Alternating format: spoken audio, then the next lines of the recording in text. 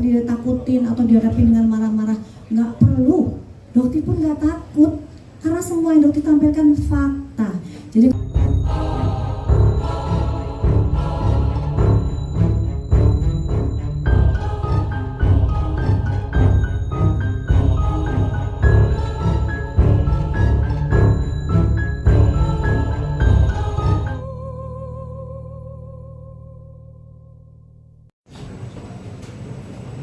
dugaan pemaksaan disertai dengan ancaman kekerasan sebagaimana dimaksud dalam pasal 335 KUH Pidana. Timbul banyak pertanyaan baik di media sosial ataupun yang disampaikan kepada saya secara pribadi atau teman-teman tim hukum lainnya, bahwa kenapa hanya pasal 335 yang dimasukkan dalam laporan polisi tersebut. Jadi kami coba klarifikasi. Karena pada malam itu kejadiannya mengalir begitu saja. Setelah dari tempat kejadian perkara, kemudian kami ke Polsek, di Polsek kami mediasi, tidak tercapai titik temu. Masing-masing pihak ingin melakukan upaya atau langkah hukum. Akhirnya setelah dari Polsek kami langsung membuat laporan polisi ke Polda Metro Jaya malam itu juga. Nah, kami sebagai tim penasihat hukum yang kebetulan hadir pada saat itu, seketika itu, tentu berupaya objektif ya. Kami berupaya objektif, kami melihat fakta-fakta yang ada, dan fakta-fakta yang kami peroleh dalam waktu yang singkat itu, hanya beberapa jam, kami hanya bisa bertanya dengan beberapa saksi yang melihat, kami baru bisa menyimpulkan satu kejadian atau suatu peristiwa pelanggaran hukum terkait dengan upaya pemaksaan itu tadi. Nah, setelah itu keesokan harinya kami kembali bekerja, mengumpulkan beberapa bukti, mengolah data, mungkin sempat menanyai beberapa orang. Akhirnya kami sudah mendapatkan beberapa tambahan informasi, dan kedepannya akan kami tindak lanjuti terkait dengan adanya dugaan-dugaan pelanggaran hukum lainnya. Seperti itu. Iya. Oke, baik. Terkait dengan tambahan-tambahan pasal untuk saat ini, terkait dengan penghinaan dan atau pencemaran nama baik, ya, itu sudah banyak videonya beredar yang menunjuk dokter bahwa kamu menipu. Nah, itu sudah sangat kami duga kuat itu telah terpenuhi unsur-unsur penghinaan dan atau pencemaran nama baik. Ya. Kemudian terkait dengan adanya dugaan pelecehan seksual, terus adanya dugaan perampasan kemerdekaan, dan ini sedang kami pelajari ya, kami sedang dalami, dan sesegera mungkin kami akan masukkan laporan polisi lagi. jadi penambahan pasal ada lagi tadi sebenarnya ya, kita mau lagi dipelajarin lagi, ada lagi. Iya, jadi ada juga penyebaran data pribadi ya. Yang lucunya, yang awalnya ada pagi-pagi dokter sebarin itu, dokter bangun tiba-tiba penuh dengan spam, ribuan WA masuk.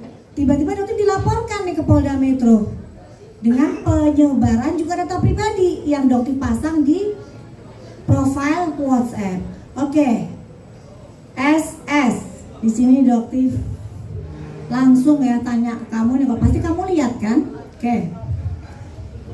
Kamu melakukan Insta dari yang chatnya dokter baca ya, yang di situ terlihat jelas meskipun kamu tutupin. Ada cerita nih, beberapa orang yang bilang dia lupa untuk mencoret tapi dia hapus. Nah selanjutnya dia coret tapi hanya setengah. Jadi masih terlihat dengan jelas, dan dokter punya semuanya, nomornya dokter. Ya, tapi kamu melaporkan dokter. Kamu Instanya kamu, anggotanya, followernya ada 3 juta lebih. Dokter cuman pasang di profil WhatsApp, yang sebenarnya yang baca, yang tahu itu cuman kurang dari 500 orang. Nggak apple to apple nih. Kamu yang melaporkan dari penyebaran data pribadi yang cuma 500 orang, kamu menyebarkan di 3 juta lebih follower Insta. Oke. Jadi sekarang, kamu melaporkan doktif.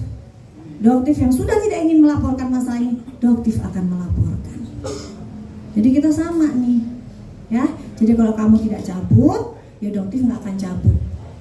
Dan hukum di Indonesia itu, doktif yakin akan adil. Apakah efeknya sama?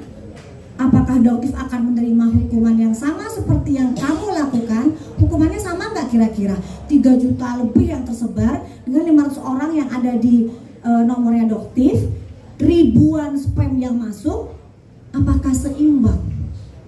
Seperti itu. Doktif ini bukan tipe yang gampang tersulut emosi sebenarnya guys, dan kalian bisa membuktikan. Malah doktif tersenyum. Kenapa? Masyarakat Indonesia tahu seperti apa karakter mereka sebenarnya. Gitu. Jadi nggak perlu kenapa dia takutin atau dihadapi dengan marah-marah, nggak perlu.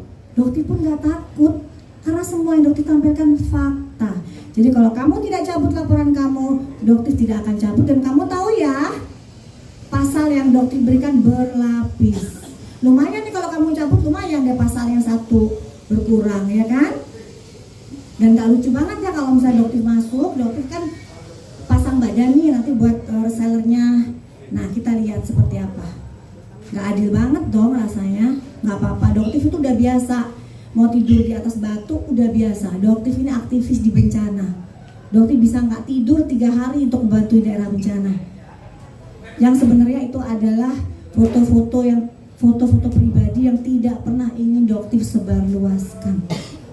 Karena bisa kalian sulit untuk mendapatkan data doktif pada saat bencana, terutama di Palu, Donggala, Lombok. Kalian belum mendapatkan itu dan tolong jangan disebar. Karena doktif nggak mau terkesan kayak riak lah bantu orang, ya tidak. Doktif itu dokter. Meskipun doktif pengusaha, tetap seorang dokter. Dan passion doktif itu memang untuk membantu teman-teman. Jadi kalau misalnya kalian tanya, banyak banget teman-teman pada saat di bencana nanya, kan dokter sudah di zona hijau, sudah zona nyaman, ngapain kesini? Ini resikonya tinggi, nggak balik guys. Bencananya resikonya tinggi, nggak balik. Kenapa? Ya inilah yang doktif cari, jihad. Gitu. Dan sekarang doktif jihad di dunia perskincarean, puting beliung di dunia skincare.